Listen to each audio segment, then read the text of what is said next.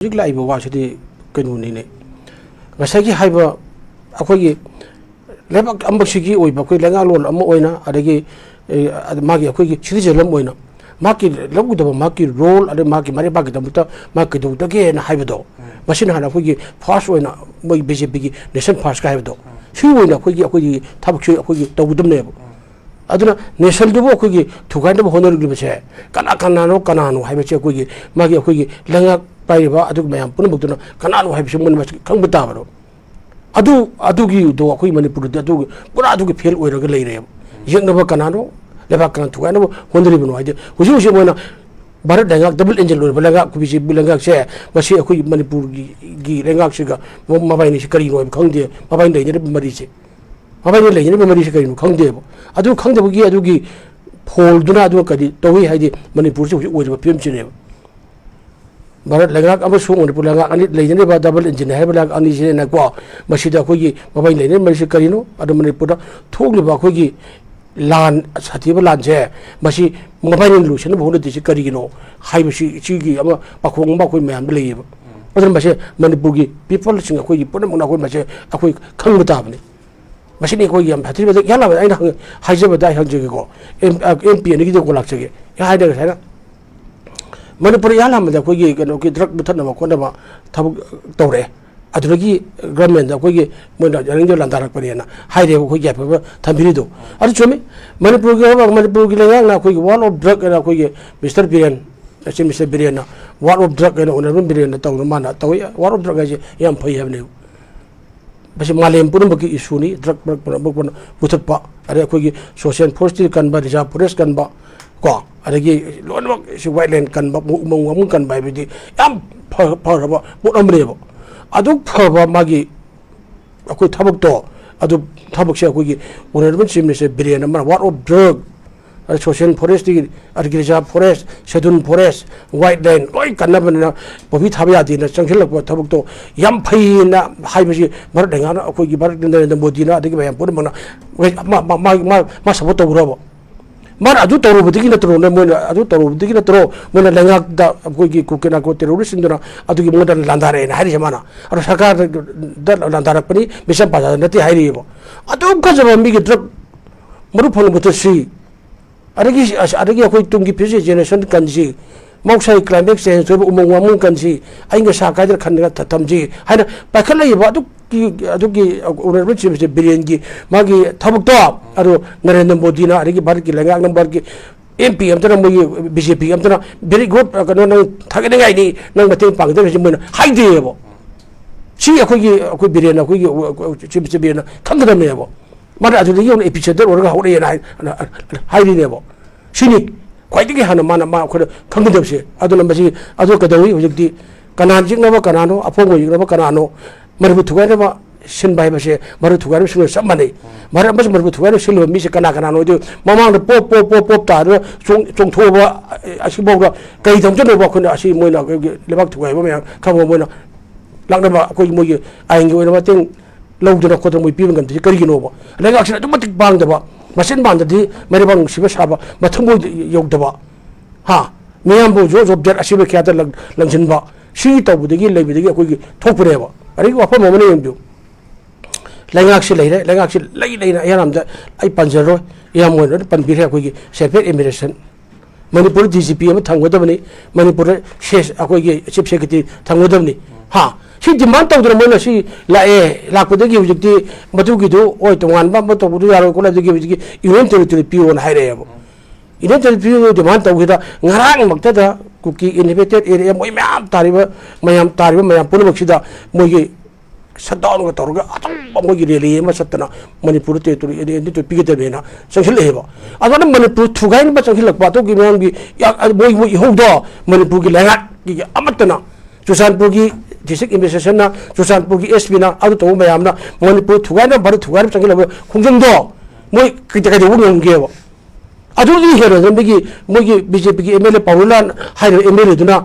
मसी मणिपुर की कनो से कोई स्पीगदबनी इनन तौजे स्पीगदबनी प्राइम मिनिस्टर दा कोई मंगोद की तालोई माना सुचापुर लागा माना हाइजरगदबनी पीगदबनी है पोर हाइबंगमेबा अदु ओनरबो चिमेसे मरिबांग मुसिनाइने मंबरे बांग मुसि हाइजरे बाबू mare ba gam atum mu su mare ba nusi sa ho su mare ba nusi ade si hai dai ne adu ka ba ka do ngam ge ba rang adu ka su adu ka do ngam dre moina adu ka sobna kan da imai ben ka hen phamje bi khal me ka tingi ma palem sel ima ba mayam duna mari orerban ko gi governor adagi si Mr. Unaga memo dan pisin jage Manipur kai ba yaroi si tabu yaroi hai ba sabab tam dadi si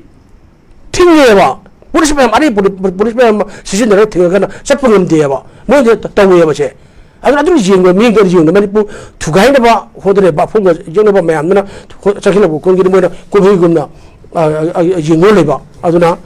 basi akogi Manipur da gaksi am pang da belegang ni afongo jeng na masa khakno oira ga so afongo jeng na budu na mana karige mom da aing ji thok je takop pangam da bane ba adu yamna pang da belegang ni aing da chi adu thu ibni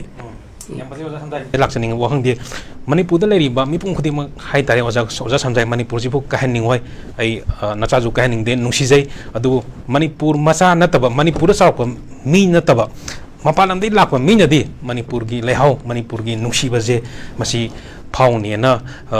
칸데 하이데 아토파 코인 람맘 찰로가 좀 하긴 농아이 찰로가 좀 람담 마도 미토 오이브니나 코인 농아이 방 칸다바 코이 아라파 찰로가 할라가 이람담 마니푸다 라가 농아이 잡아 스와기 하와 농싯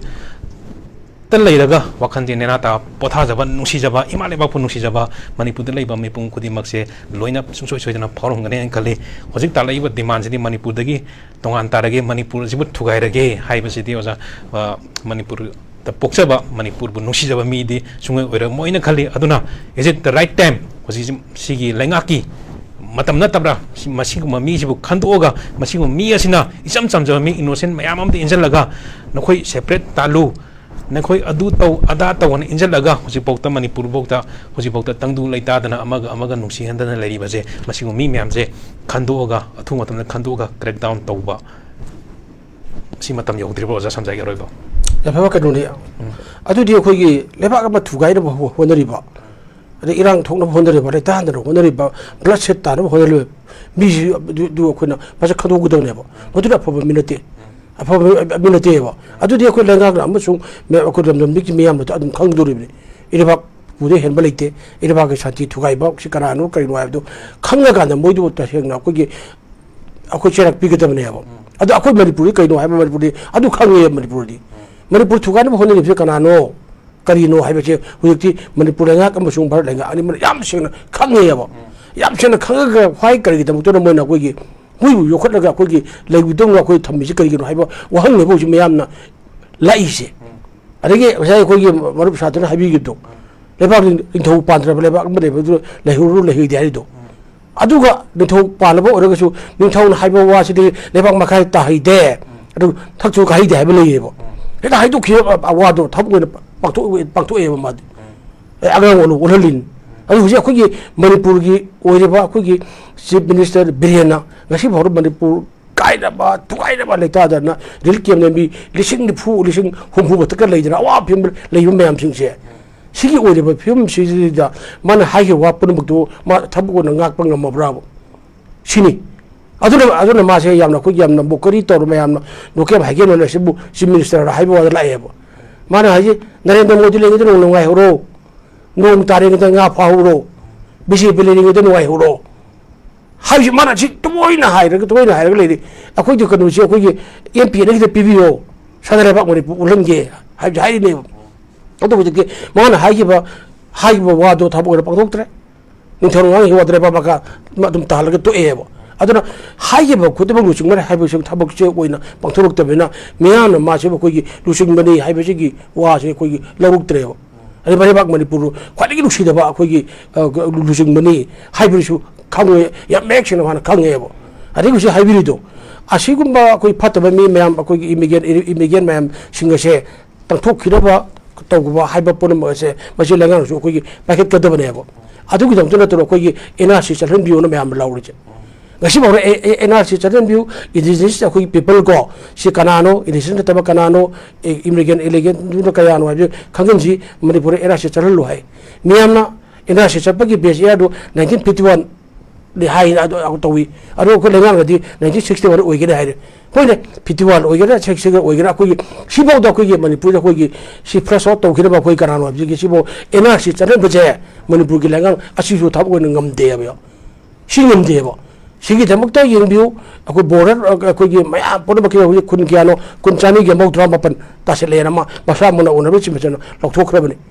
ado da ko gi cabinet sub committee na sin ma tam da ibungo hojik gi manipur thuan chi le ba ko gi lerpauna ado gi sub committee gi shamin oini राजा तो कोई की MP दा BJP के करे उठोई बा कोई की बसंता कोई की बंगो बसंता दुना अकर ओइरिनी को सब कमिटी रे कर ओइरिनी बको सी समाइना तो तो बायोमेट्रिक लोगो मतम दा की सुबान तो सी मी समापन चानी गा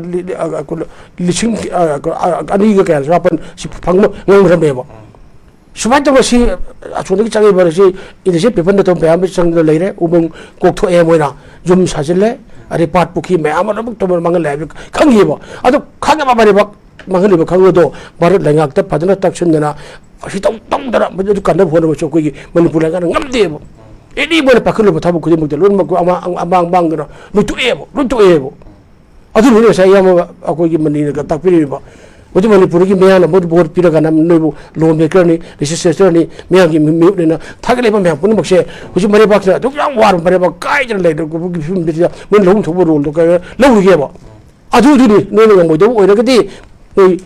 फम था ओ हाइना इमा सिंह मा पुन मन मोइ हौदन हौइ बो सिक ने बचे सी करी करी मोइ बका सी को लहुम थोक्तब ने बो मोइ मसा ना खन मरे बा nga ka tabani अरु इंडिया गवर्नमेंट को यिंग बो मोइ मी बियंग से करी मियंग नो हाइ बि मोइ का इंडिया गवर्नमेंट मथक तो मोइ तोकुम तोकुदम ने बो अरु अम तौदे बो अदु ने वरंग वाजनु अखोइ फंगको लग लोइरे अखोइ सोइद्रग लोइरे हाइबा हाइ मियाम gi हाइबा ले बाके वो खन जे अखोइ मोइ खंद्रे बो मरि बु थोइ बलान मुजु जुम्बै चाइ बिर मोइ जुम्बै चाप याउद्रे मोइ लोइने बि मसा मसु मोइ सिबना बा याउद्रे हा मुझे नुआई पुसी मरे लंबे नुआई लेरी है बो अदो वही पुसी मरे जो तुम लेरे का मरे बाक्स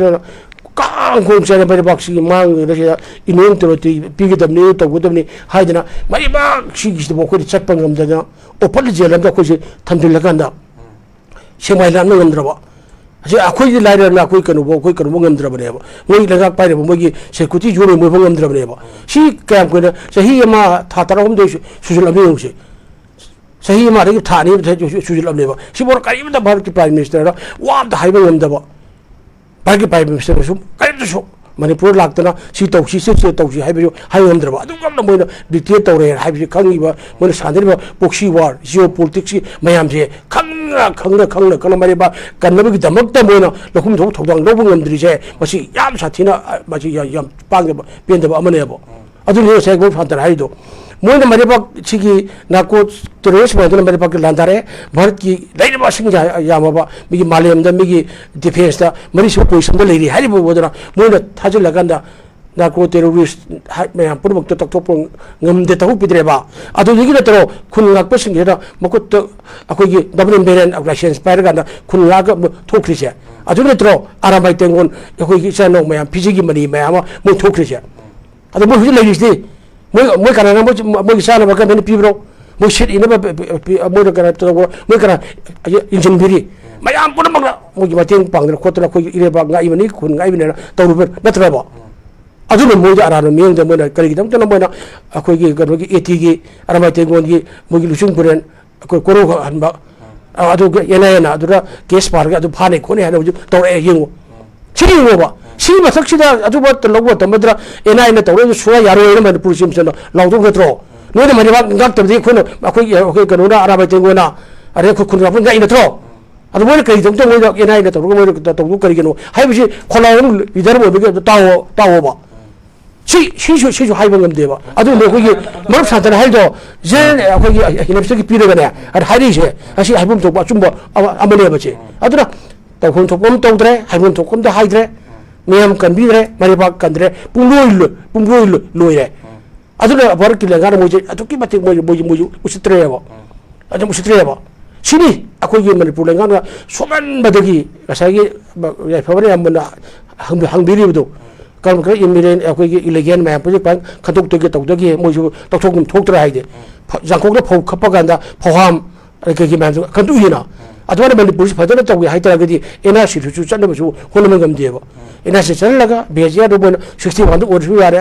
ꯑꯩꯈꯣꯏꯅ ꯃꯌꯥꯝꯗꯤ 51ꯗ ꯑꯣꯏꯌꯣꯅ ꯍꯥꯏꯕꯅꯤ ꯑꯣꯏꯕꯤꯌꯨ ꯍꯥꯏꯕꯅꯦꯕ ꯑꯗꯨꯁꯨ ꯊꯕꯛ ꯄꯥꯡꯊꯣꯛꯇꯦꯕ ꯃꯣꯏꯅ ꯃꯅꯤꯄꯨꯔ ꯀꯟꯅꯕ ꯊꯕꯛ ꯄꯥꯡꯊꯣꯛꯏꯁꯤ ꯀꯔꯤꯅꯣꯗ ꯍꯥꯏꯌꯨꯅꯦ ꯃꯅꯤꯄꯨꯔ ꯒꯣꯔꯃꯦꯟ ꯄꯥꯕ꯭ꯂꯤꯛ ꯗꯣꯃꯦꯟꯗ ꯊꯝꯃꯣꯕ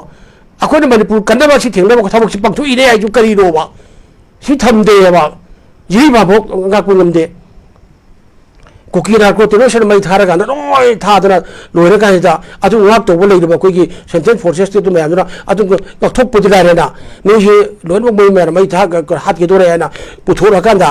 अदु हागोर कांदा कुकी नार्को टेरोरिस्ट मई थादोगा जुम लोइ हाय सि तहुम थोपरा बजे मसिन बार पाइप से खंगिमनि यूनिफॉर्म से खंगिमनि राजा खंगिमनि मनिपुर से खंगिमनि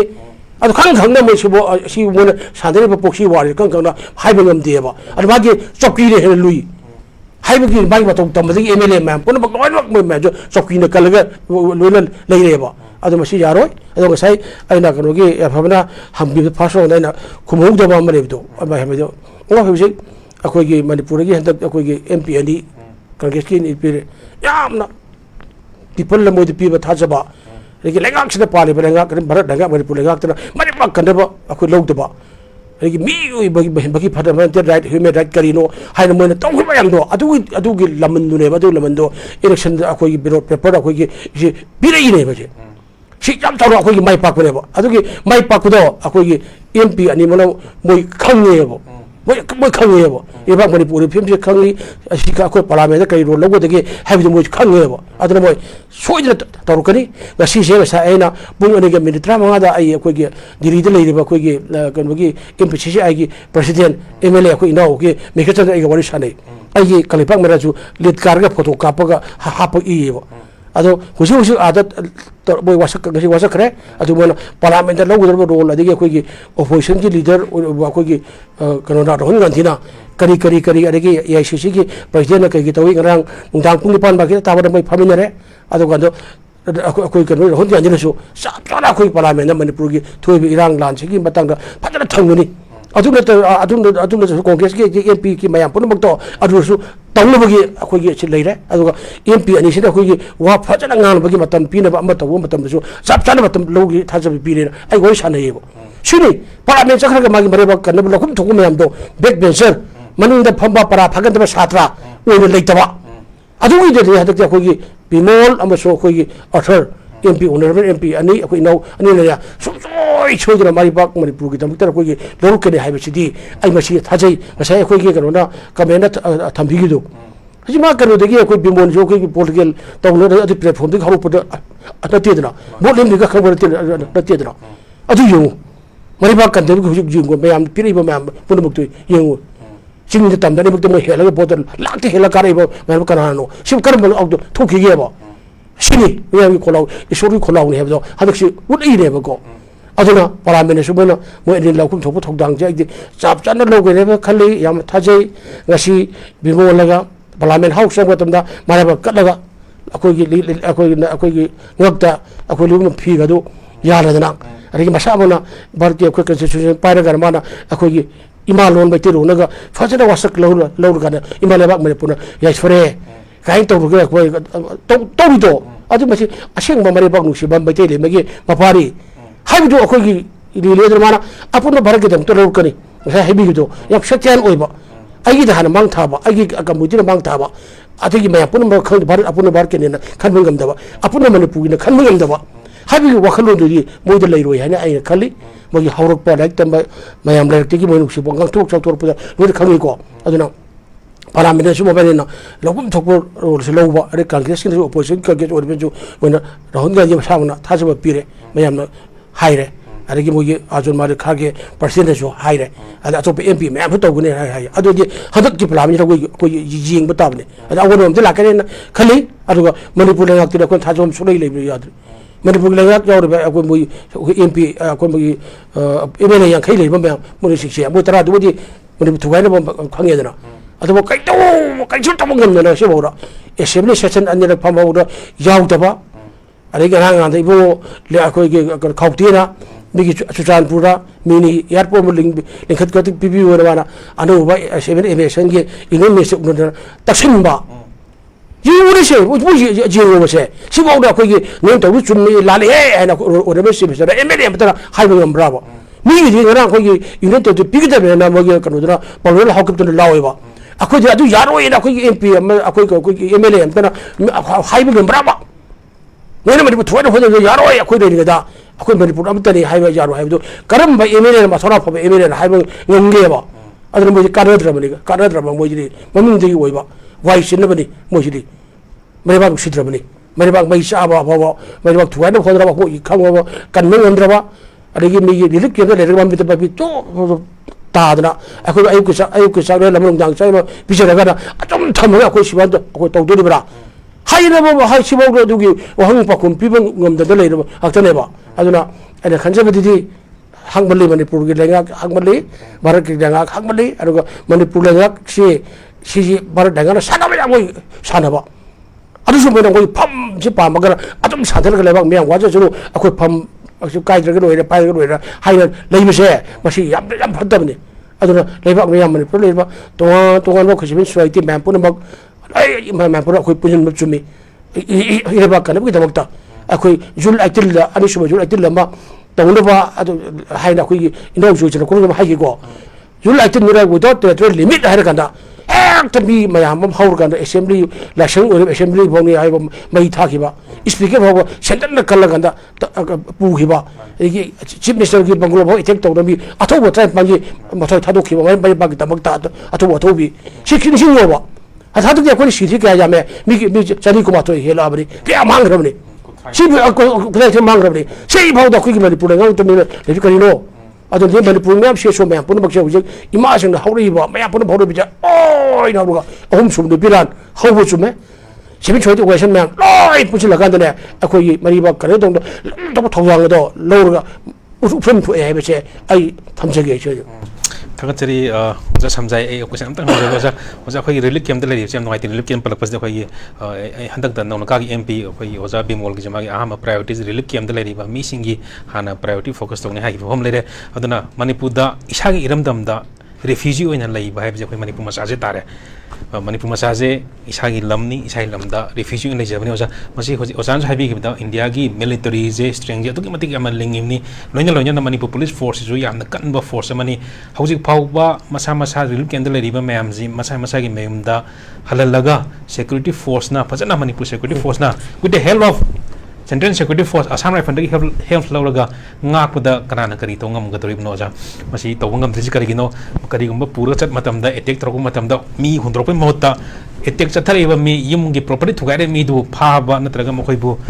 execute tawba hoi indian security na to ngam dri kari maram gino ja masi kari gumba tawragadi masi hojik pali ba lengak sina hojiki koi bjp na komechana haigi bazu leirabani 100 days ki manungda koi sumsu soidna manipur shanti purakane haibasda relief camp da leiriba tongan ba leiriba mayam je masa ri leiriba yumpham da halalaga security na fajana nga athambada kari kai bagi osa samjai aroiba tilam no haibiram ai bira actually ai na haji gido ino nin thong ngam go wale ba ma ka ta tak to kai de haibade mon habi akogi MP akogi honorable MP ko no bingo dr ko bimbo no haire ko ma ki hana priority di 호식 아코이 거노다 거기 이렇게 나와봐 강글레리 비승이세 마시라 하는 jingani aduga masagi maramdam mayu makere anjalaga siana paikekena haibnebu adu ngasi wa aswasak tangaidina ngasi da wasak tangaidi mon hagi wado akoi ai toru kane na kalego adu masi akoi to 오셔노버 아도 거기 하이나 머니푸르 강미 짜우짜우 레르기 바로 강미 짜우짜우 레르간다 마사기 머름던데 마사기 이리 푸시 오이라간다 마사기 마마 먹더라 마유 마유면 어이 마이다 하도빠 마이 하도빠로 해가는 순간에 조산 부자 미기 마톤 머리가 사들 레이버 빌딩가 마ям가도 로일 막 불도저나 딱 가이라간다 아그래 뒤에 만나 하는 람박 오는 심도빠 아주 가나기 마망다 조산부기 디식 SP기 마망다 조산부 디식이 마망다 베란베디 포시 마망다 까리다 하이들 레이버 아주디 뭐가 아까 테로리스트 나고 테로리스트도 속을 해버렸더라봐 미기 매일 마망다 불도저나 해 동야로이 넌 그러기로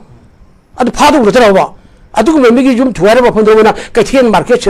시험하거나 그 티엔 잡아 하나 하고 나더라 마야마도 거는 들어가기봐 나더라봐 시행오메 여기 말했기만 좋은 비란도 주산부디시 오피스 지금 데려간다 막 공원 내려간다 마이 타독들어도 마이 타라봐 살아이 들기 비란도 마이 타라 로이를 뭐만 좀 마이 타라봐 마이 많이 미 하라봐 하라면 해봐시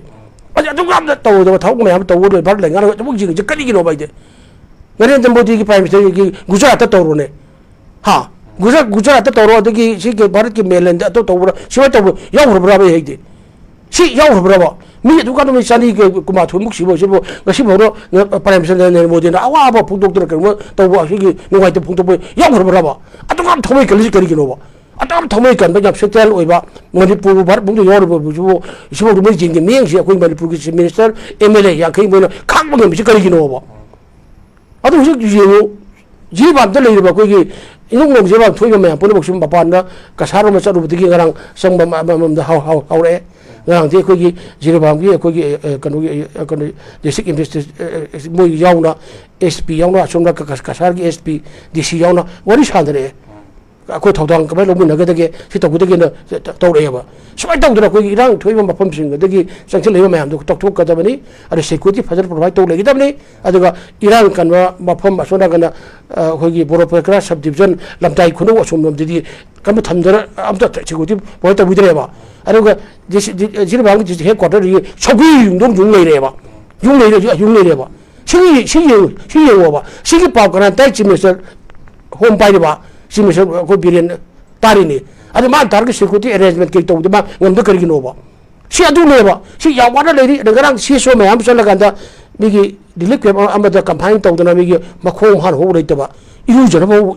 방금 매함도 소매 설라가 매함 아그 시 폭스 요리고 아때 요리 요러가는 뭐 있던 거 동안 봐 릴릭이 아토브라 가지고 오가나 탐내부 타먹지 않고 이거 막혀도 이해보지 마치 내가 그거 또 오늘 들어봐 아주 내가 시복도 비디오에 봐도네 리릭 염도 내리면 미크라지 보고 바지에 정말 감데 다리사리 가만히 힘이 레나 나부 야오르브라 베사쿠스 야오레 트로마 안강싱 마야마 마이칸 담미 모슈미니고 아코긴 차크라 레이데 차크라 망데 뭐지 뭐가 개미 타비 그럽니고 아코는 감데 버지게 아코는 손버지게 해도 칸나 하우기를 랑가게서 동들이 란데라 봐 또게 해서 칸는 감데 봐 아주나 봐봐 아이암 성저로 이건 공부들이 약간 내가 레디 사서 레디 말 내가 아까 이제 명지 거리노 하면서 머니푸르기 내가 그래서 감나버리나 뭐세 좀 통나봐 앞으로 이 미양이 못 오르면 발이라 거기 혼나본 거 맞다 아도가 미양이 못 오르면 또 못하게 쇼래 해서 거기 머니푸르 미양 보는 먹죠 그래서 가면 뭐 액션나 아도라 셰핀 쇠지 오간선 매 보는 먹으라 말해봐도 전에 토르 매 보는 먹지는 거 이래봐 가는 데 먹다 아고 내가 쇼래 매 비도 먹다 그러 뭐지 그도 따이 해서 그 미양이 아픈 바 석티 통나 아빠 건지 자글나간다 아고 이래봐 머니푸르 갔나봐 아고 이래봐 머니푸르 루시도 미양이 쟁이 봐말 내가 지죠 아고나 para tamjibam thoeba adun der cookie daga haisara ko daga wari sanara ka tawbe jini tawoi ko mo daga cookie ke paiti ani hani ke batamda me cookie ne paiti do o ko gi duri lale na ha adwan taw do ko gi nate ko je manipur kai kum je india ka amtani haibli bine ba adun bo ko haja de no ima ire lawu hiti igi laban ina kumune na lawu na isti ima ma yamrigi kunna ko me atu me harije de aduna 말 내가 구멍감도 줘. 거기 이기려면 이는 구멍가 아주 내가 거기 머리푸기 능다 망망 야로이 맞지 가이베 야로이 아주 부르 먹시야 거기 시빈 소이제 오가션 매암 야 부르시나 따금 도고 타보고 또 그렇지 하이베시 아이템 저기 야 보세요 자